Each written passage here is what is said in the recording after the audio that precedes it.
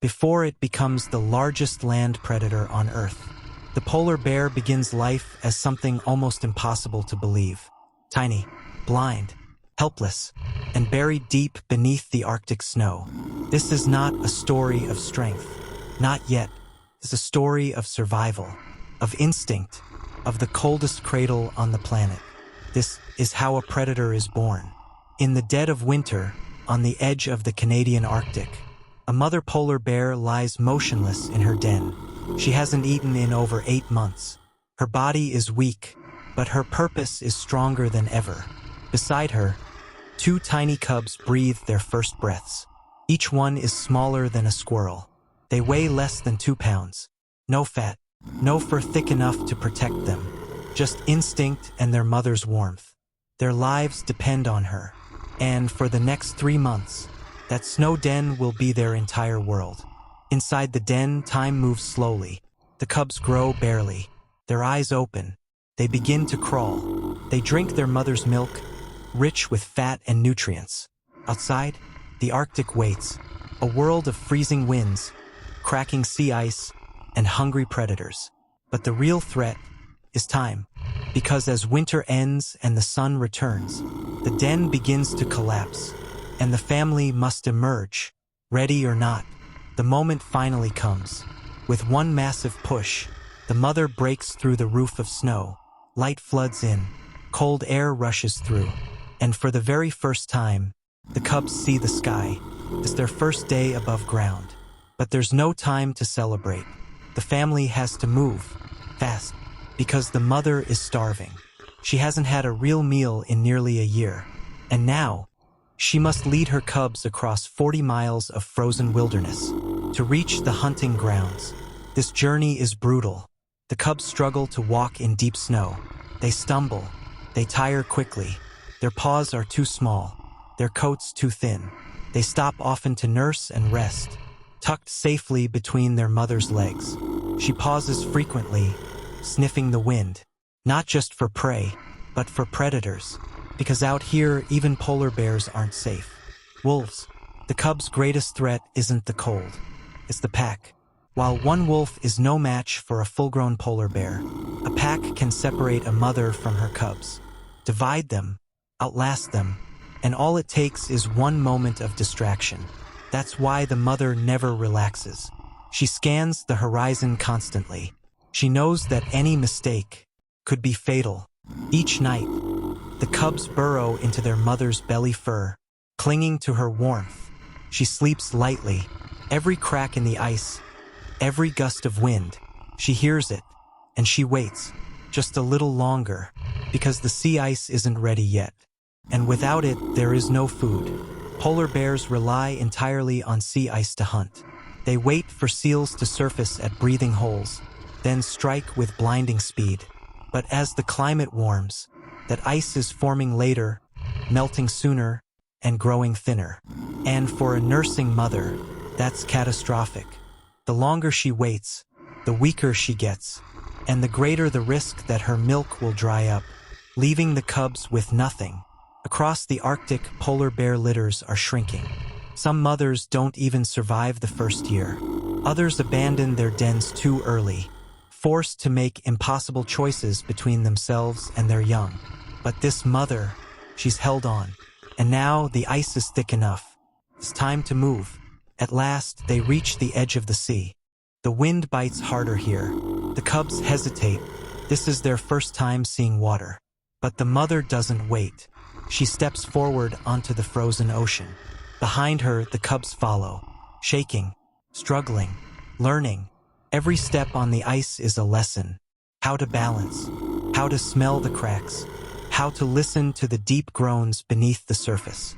Because this isn't a playground, it's a battlefield.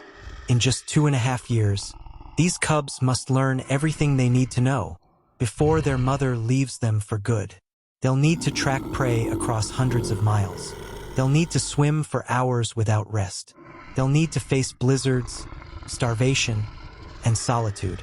Only 50% of polar bear cubs will survive their first year. But for now, they have each other, and a mother who is determined to give them a chance. But survival isn't just about what you learn. It's about when you're forced to learn it. And for one of these cubs, that moment is coming faster than anyone expected. Out on the frozen edge of the Arctic, a young polar bear takes its first steps onto sea ice. The wind is sharp, the cold brutal, but this moment is everything. Because for the first time in its life, this cub is about to learn what it means to be a hunter. And not just any hunter, an apex predator, a silent shadow on a frozen ocean, a ghost of the north. But here's the truth no one tells you.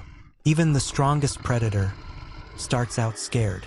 The mother leads, the cub follows. Each step cracks underfoot.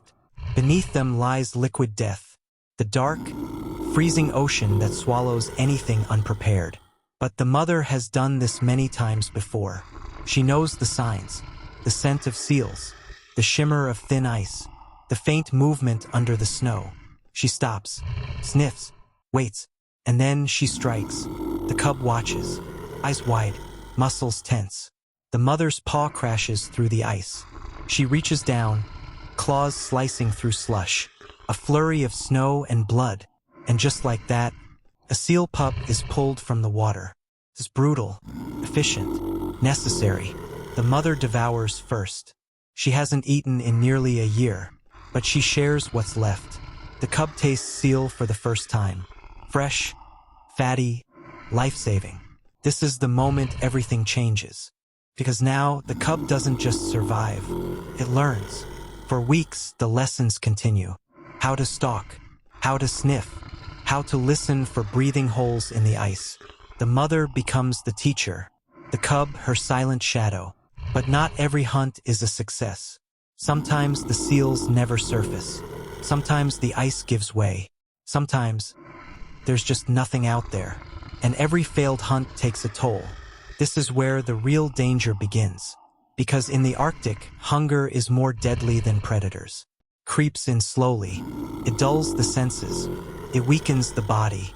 And in that weakness, predators appear. Not seals. Not humans. Wolves. The pack has been watching. Waiting. They've picked up the scent of the cub. And now they're closing in. Wolves don't attack for sport. They attack with strategy. Precision. They know how to separate prey. They know that if they can split the mother from her cub, they win. The mother senses it. She sniffs the wind, ears twitching, muscles tensing. She turns to the cub, and they run, across the ice, across the wind, across a battlefield of snow and silence. The cub stumbles, but the mother growls, a deep, guttural sound that echoes across the ice. The wolves are gaining. 3, 4, 5 of them. Then, a break in the ice. Open water. The mother dives in. The cub hesitates. But there's no time to think. Because wolves can't follow in water. So the cub leaps. Splash. Underwater. The world becomes quiet. Cold, but calm. Still, but full of motion. The cub paddles hard. Its instincts kicking in. Polar bears are natural swimmers, with paws like paddles and lungs built for long dives. But for a cub, this is uncharted territory. And as it climbs back onto the other side, shivering, panting, it realizes something. This world doesn't care if you're scared, only that you keep going. That night, the cub curls up beside its mother. They're safe for now, but something's changed. The Arctic just gave its first real lesson. You only survive if you adapt. The cub's coat, once a soft shield from the cold, is now soaked through. The warmth of its mother is fading, and it's clear this will be the last winter they spend together. Because in just a few short months, the cub will turn 2.5. And when that happens, the mother will leave. No warning, no goodbye, just instinct. That's how the cycle works. Always has. But the cub doesn't know that yet. All it knows is that the days are growing longer, the hunts more frequent, the wolves more aggressive, and something is changing in the ice. The sea ice isn't as thick as last year. It's cracking earlier, breaking apart faster. The cub's world is melting. And for a creature that depends on frozen ground to hunt, rest, and hide, melting means extinction. The mother looks out at the horizon. There's less ice than ever before, and more open water. She knows something the cub doesn't, that this may be the last time she can teach like this, the last time she can protect. And soon, the cub will wake up to an empty patch of snow. His mother gone, the food scarcer, the ice disappearing. One morning, on the edge of the Arctic ice, a young polar bear cub wakes up, alone. No warmth beside it, no low growl to keep predators away, no gentle nudge to follow the path. Just wind and silence. His mother is gone, not taken, not lost. She left because that's what polar bear mothers do. 2.5 years together, every lesson taught, every instinct sharpened. Now, the cub must survive on its own. This is the hardest year of a polar bear's life, the year it becomes a predator or becomes prey. And the first rule of survival? Keep moving.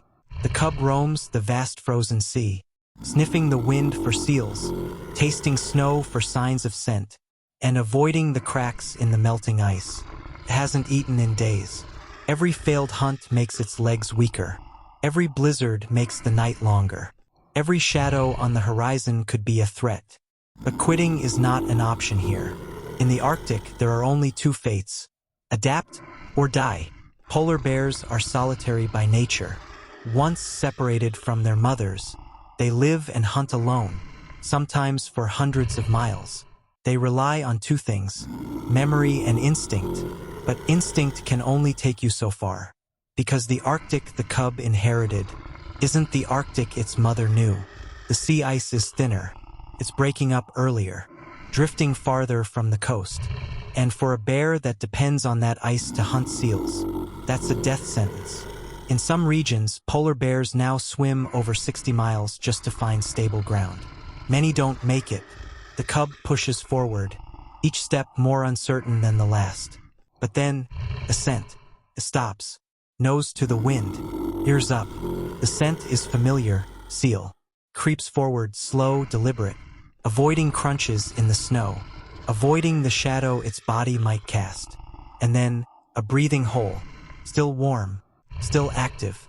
It waits, still, focused. The world around it vanishes. Just snow, wind, and that hole. Minutes pass. Then, a splash. The cub strikes. It misses. The seal vanishes. The ice is stained with a splash of red. But the meal escapes. The cub collapses beside the hole, exhausted, frustrated, alone. But here's where survival becomes something more, something deeper than instinct. The cub doesn't give up. It doesn't panic. It just rests, and then gets up to try again. That is the mark of a predator, not perfection, persistence. And over the next few weeks, the cub improves. It learns which cracks mean fresh holes, which scents mean danger, which winds carry the smell of prey. And finally, one day, success pulls the small seal pup from the water, claws firm, teeth sure. The kill is quick. It eats, not just to survive, but as a rite of passage. A cub no longer. This is a hunter now. But this is not a victory lap. Because the Arctic is still changing, faster than the cub can adapt. And in the years ahead, it will face longer ice-free summers, a shorter hunting seasons, hotter temperatures, and scarcer prey. It may never grow as large as its ancestors. It may need to roam farther, eat less, and fight more. But it will continue, because that's what polar bears do. And as it grows, this once helpless cub will become one of the most powerful predators on Earth. It will swim across oceans, roam frozen coastlines, and maybe one day raise cubs of its own, teaching them the same lessons, the same instincts, the same code: survive, adapt, repeat. But while this story ends in survival, it also comes with a warning. Because as majestic and resilient as polar bears are, they can't outrun climate change. They've done their part. They've adapted. But now it's our turn to protect the ice, to safeguard their habitat, to make sure that generations from now, children can still watch a mother lead her cub across a frozen sea. Not in history books, not in documentaries, but in the wild, where they belong. If the story moved you, if it made you care about these incredible creatures, and the frozen world they call home, like this video, subscribe for more powerful wildlife stories that remind us what's at stake. Share it with someone who needs to remember that even the strongest predators start small. This is Secret Animal Kingdom, where survival is never just instinct, it's a story worth telling.